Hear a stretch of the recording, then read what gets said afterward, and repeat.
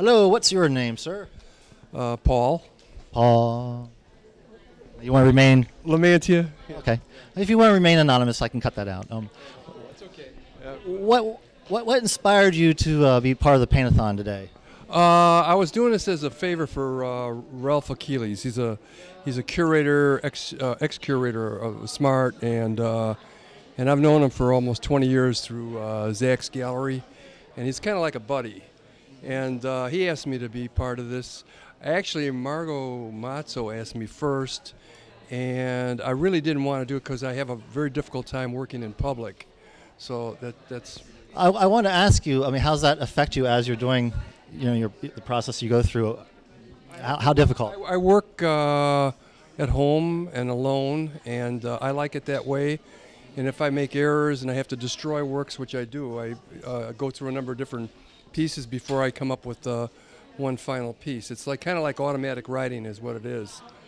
Or, like the Indians used to use sand painting and, I don't know, to be cliche-ish, kind of an altered state kind of thing that goes into, it's an elevated state of something else.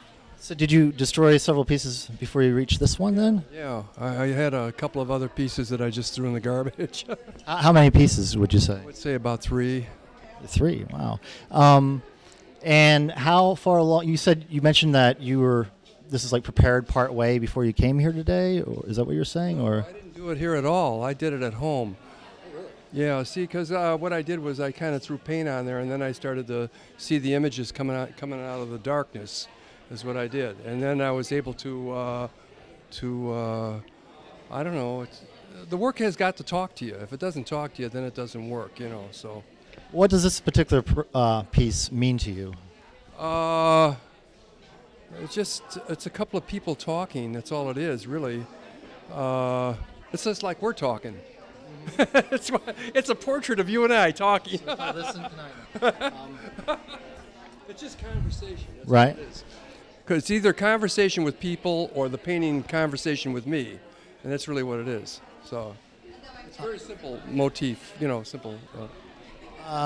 Is there a particular philosophy or philosopher or artist that influences your work?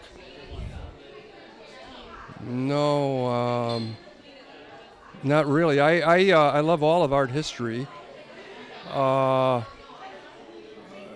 thing about that statement is that when you mention something like that, you're talking in the past tense, and most artists are in the present and they're more forward. See, you're talking past history when you say, well, is there a particular artist that you're influenced by? Well, they did that. They can't do what you're doing, either because they're dead or they don't want to do it. And I can't do what they're doing because I'm me. And I think that's the way it is. So, Very good, very good.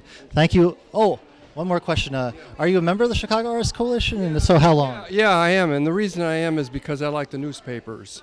Newspaper? Yeah, I like to read the newspapers. Do you read the column on the front, like on the third page, art news?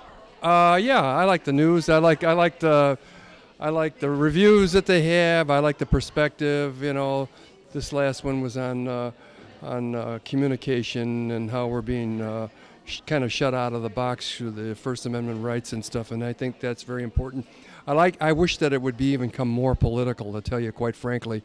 This is a time when American artists should come forward because they're trying to do away with a lot of First Amendment rights, and I'm real serious about that. And if we don't do it for ourselves, then we're really screwed, to tell you quite frankly. What sorts of things what sorts of political things would you like to see? Would I like to see? Oh, listen, that's a really deep question. I'd have to think about it for this moment. Okay, fair enough. Since I had a couple of drinks last night and I'm hungover.